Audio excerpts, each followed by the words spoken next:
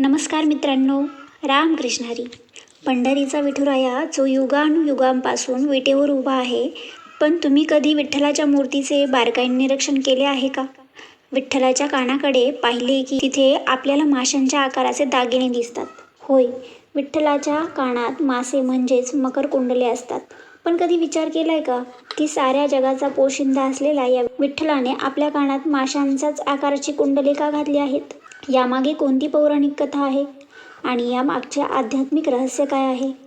आजच्या या व्हिडिओमध्ये आपण यामागचे संपूर्ण सत्य आणि अत्यंत हृदयस्पर्शी इतिहास जाणून घेणार आहोत. हा व्हिडिओ शेवटपर्यंत नक्की पहा, कारण आज तुम्हाला विठू माऊलीबद्दल अशा गोष्टी समजतील ज्या कदाचित तुम्ही यापूर्वी कधीच ऐकल्या नसतील. कथा जाणून घेण्यापूर्वी आपण विठ्ठलाच्या मूर्तीची रचना समजून घेऊया. विठ्ठलाची मूर्ती ही स्वयंभू आणि अतिशय वैशिष्ट्यपूर्ण आहे. त्यांच्या डोक्यावर उंच मुकुट आहे, ज्याला शिवलिंगाचे रूप मानले जाते. त्यांच्या छातीवर भृगु ऋषींच्या लाथेची खून म्हणजेच श्रीवत्स लांछन आहे. दोन्ही हात कमरेवर ठेवून विठ्ठल भक्त पुंडलिकाने फेकलेल्या विटेवर उभे आहेत. पण या सगळ्या दागिन्यांमध्ये आणि रूपामध्ये सर्वात जास्त लक्ष वेधून घेतात ते म्हणजे भगवंताच्या कानातील दागिने, ज्यांना आपण मकर कुंडले म्हणतो. मराठीत मकर म्हणजे मासा. आता प्रश्न पडतो की विठ्ठलाच्या कानात हे मासे आले कुठून? यामागे दोन अत्यंत प्रसिद्ध कथा सांगितल्या जातात. चला पहिलीच हृदयस्पर्शी कथा पाहूया. पहिली कथा एक गरीब कोळी भक्ताची आहे. अनेक शतकांपूर्वी पंढरपुरात एक अत्यंत गरीब मच्छीमार म्हणजेच कोळी राहत होता. तो विठ्ठलाचा खूप मोठा भक्त होता. रोज नदीवर जाऊन मासे पकडणे आणि ते विकून आपले पोट भरणे हाच त्याचा दिनक्रम होता. एकदा त्या कोळ्याला वाटले की आपण रोज विठ्ठलाचे नाव घेतो, मग आपल्या लाडक्या विठू माऊलीला काहीतरी भेट वस्तू उपहार म्हणून दिली पाहिजे. पण तो अत्यंत गरीब होता. त्याच्याकडे सोने नाणे किंवा महागडे कपडे खरेदी करायला पैसे नव्हते.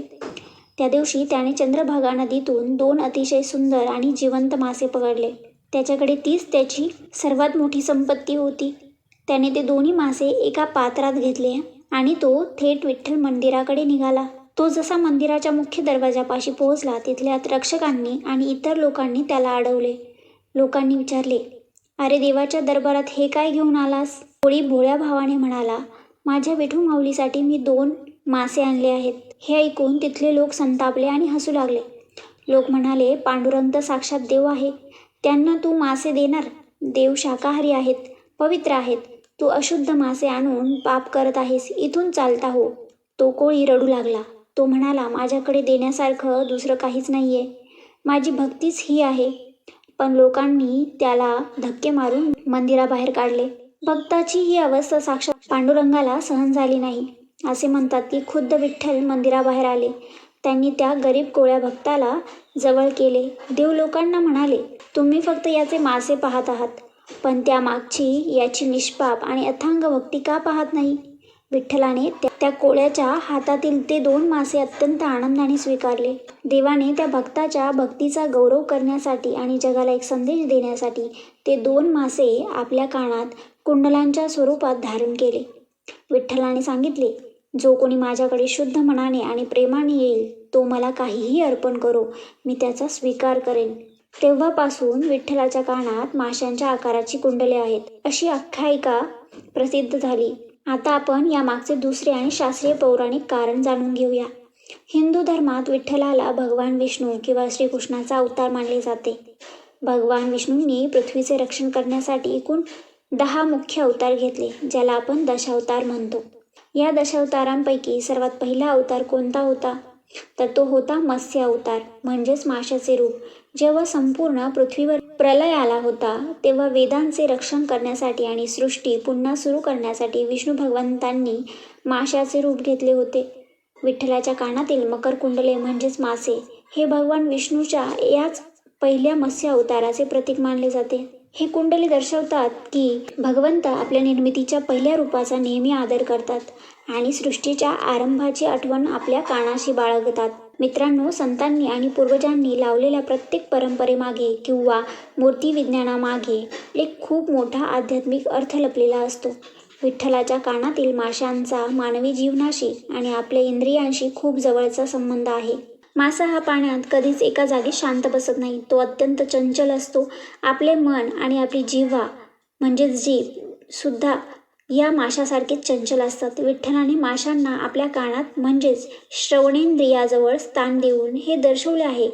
माणसाने आपले चंचल मन आणि वाईट विचार देवाच्या चरणी अर्पण करून त्यावर नियंत्रण मिळवले पाहिजे. मानवी शरीराला एकूण 9 छिद्रे असतात. त्यापैकी कान हा असा अवयव आहे जो आपण स्वतःहून बंद करू शकत नाही. कानात चांगली आणि वाईट दोन्ही प्रकारची माहिती पडत असते.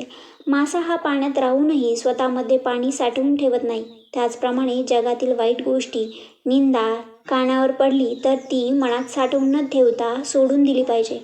हा मोठा संदेश विठ्ठल या कुंडलांमधून देतात.